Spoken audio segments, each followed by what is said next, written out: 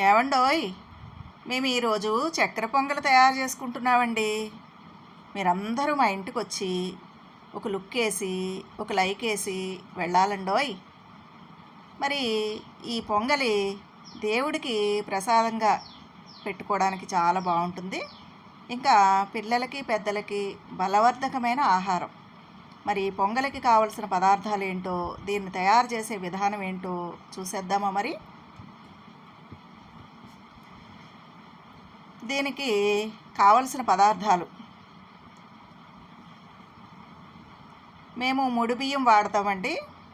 కాబట్టి నేను ఒక గ్లాసు ముడి బియ్యం అంటే బ్రౌన్ రైస్ తీసుకున్నాను.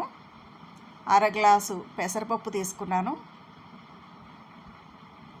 అలాగే పచ్చి కొబ్బరి సన్నగా ముక్కల్లాగా కోసుకుని పెట్టుకోవాలి. ఇంకా జీడిపప్పు, కిస్మిస్ మనకు కావలసినంత వేసుకోవచ్చు. అలాగే కొంచెం పంచదార వేసి యాలకులు వేసి పొడి చేసి పెట్టుకున్నాను. అలాగే కమ్మటి నెయ్యి ఒక గ్లాసు ఉండాలి. ఒక గ్లాసు బెల్లం, వీటిని తీసుకోవాలండి. ముందుగా ముడి బియ్యం ఒక గ్లాసు, అర గ్లాసు పెసరపప్పు, ఈ రెండు కలిపి 2 సార్లు శుభ్రంగా కడుక్కోవాలి. కొంతమందికి చక్కెర పొంగలి పొడి పొడిగా అంటే అన్నం మెతుకులు మెతుకుల్లాగా ఉంటే కొంతమందికి నచ్చుతుందండి. కొంతమందికి ముద్దగా ఉంటే నచ్చుతుంది. మాకు గుళ్ళో ప్రసాదంలాగా ముద్దగా ఉంటేనే మా ఇంట్లో వాళ్ళందరికీ ఇష్టం. మరి పొడి పొడిగా ఉండాలి అనుకున్న వాళ్ళు కొంచెం నీరు తక్కువ పోసుకోండి. ముద్దగా ఉండాలి అనుకునేవాళ్ళు ఒక అర గ్లాసు నీళ్లు ఎక్కువ పోసుకోవాలి. ఈ విధంగా బియ్యం పెసరపప్పుని శుభ్రంగా కడుక్కోవాలి. నీళ్లు లేకుండా చూసుకుని, నేను ఒక గ్లాస్ బియ్యం వేసాను కాబట్టి, నేను బ్రౌన్ రైస్ కాబట్టి గ్లాస్కి 3 గ్లాసులు నీళ్లు పోసానండి. ఒకవేళ వైట్ రైస్ అయితే కనుక ఒక గ్లాస్కి 2 గ్లాసులు నీళ్లు పోసుకుంటే సరిపోతుంది. ఇంకా నేను అర గ్లాసు పెసరపప్పు పోసాను కాబట్టి ఒక గ్లాసు నీళ్లు పోసాను. ఈ విధంగా నీళ్లు పోసుకోవాలి. నేనైతే ముడి బియ్యం కాబట్టి 4 గ్లాసులు నీళ్లు పోసాను. కుక్కర్లో పెట్టుకుని మీడియం ఫ్లేమ్లో 3 విజిల్స్ వచ్చేదాకా ఉడికించుకోవాలి. ఈలోగా ఒక గిన్నెలో నెయ్యి వేసుకుని జీడిపప్పు, కిస్మిస్ ఈ రెండు కూడా దోరగా వేయించుకోవాలి.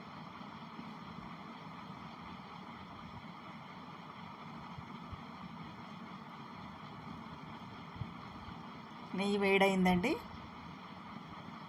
ఇప్పుడు జీడిపప్పు, కిస్మిస్ ఈ రెండు కూడా మాడిపోకుండా చూసుకోవాలి.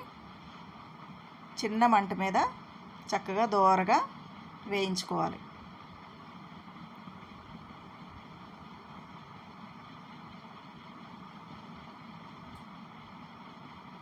ఈ పొంగలి, ఈ చక్కెర పొంగలి వెంకటేశ్వర స్వామికి చాలా ఇష్టమైన ప్రసాదం అండి. అలాగే అమ్మవార్లకి నైవేద్యంగా పెట్టుకోవడానికి కూడా ఉపయోగపడుతుంది. పిల్లలు పెద్దలు అందరూ కూడా చాలా ఇష్టంగా తింటారు. ఇందులో మనం ఉపయోగించేటటువంటి పదార్థాలన్నీ కూడా మన శరీరానికి బలాన్ని ఇచ్చే పదార్థాలే. ఈ విధంగా జీడిపప్పు, కిస్మిస్ రెండింటిని వేయించి పక్కకు తీసి పెట్టుకోవాలి. ఆ తర్వాత దీంట్లోనే పచ్చి కొబ్బరి ముక్కలు వేసి అవి కూడా మాడిపోకుండా చిన్న మంట మీద చక్కగా దోరగా వేయించుకోవాలి.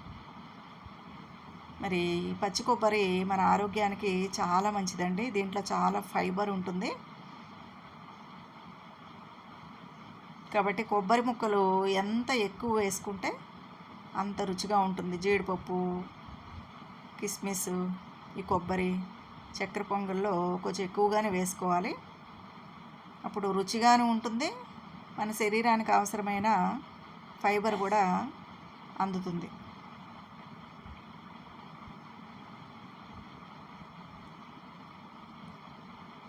ఇలా మాడిపోకుండా చక్కగా దోరగా వేయించుకొని ఒక గిన్నెలోకి తీసి పక్కకు పెట్టుకోవాలి.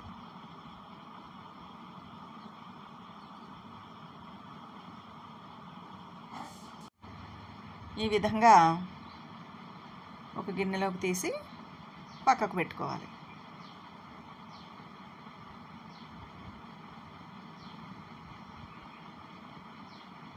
చూడండి, మాడిపోకుండా చక్కగా ఇలా వేయించుకోవాలన్నమాట.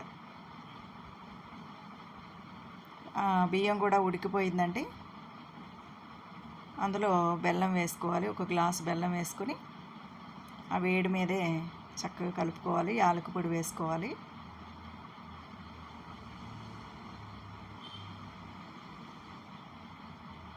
అలానే ఒక గ్లాసు నెయ్యి పడుతుందండి ఈ చక్కెర పొంగల్లోకి. ఇది ఇంట్లో తయారు చేసినటువంటి కమ్మని నెయ్యి. మంచి సువాసన వస్తుంది, కుమకుమలాడిపోతుంది నెయ్యి. ఈ నెయ్యి వేసుకోవాలి. ఆ వేడి మీదే ఈ జీడిపప్పు, కిస్మిస్, కొబ్బరి ముక్కలు అన్నీ వేసేసి చక్కగా కలిసేలాగా కలుపుకోవాలి. మాకు చక్కెర పొంగలి ఇలా ముద్దగా ఉంటే ఇష్టం అండి. ఎందుకంటే చల్లారిన తర్వాత ఇది ఇలా ముద్దగా ఉండదు, పొడి పొడిగా అయిపోతుంది. కాబట్టి కొంచెం పొడిగా ఉండాలి, మాకు మెతుకులు మెతుకులు కనపడాలి అనుకున్న వాళ్ళు కొంచెం ఎసరు అంటే నీళ్లు తక్కువ వేసుకోండి. నేను ముడి బియ్యం కాబట్టి ఒక గ్లాస్కి 3 గ్లాసులు నీళ్లు పోసాను. మీరు తెల్ల బియ్యం వైట్ రైస్ అయితే కనుక ఒక గ్లాస్కి 2 గ్లాసులు నీళ్లు పోసుకోవచ్చు. ఈ విధంగా చక్కెర పొంగలి రెడీ చేసుకోవాలి. అయిపోయిందండి చక్కెర పొంగలి. దీంట్లో 2 చెంచాల పంచదార కూడా వేసుకుని చివరిలో కలుపుకోవాలి. దీన్ని చల్లారిన తర్వాత ఒక బౌల్లోకి తీసుకోవాలండి. చూసారా, పొంగలి కొంచెం చల్లారింది, పొడి పొడిలా ఆడుతూ ఉంది. ఇదండి చక్కెర పొంగలి తయారు చేసే విధానం. ఇది చాలా రుచిగా ఉంటుంది, దేవుడికి నైవేద్యంగా పెట్టుకోవచ్చు. బయట దొరికే స్వీట్స్ కంటే ఈ విధంగా పిల్లలకి మనం ఇంట్లో తయారు చేసి పెట్టడం వల్ల వాళ్ళు చాలా బలంగా ఉంటారు, ఆరోగ్యంగా ఉంటారు. ఆ విధంగా మన సంప్రదాయ వంటలను కూడా మనం కాపాడుకుని మన ముందు తరాలకి అందించిన వాళ్ళం అవుతామన్నమాట.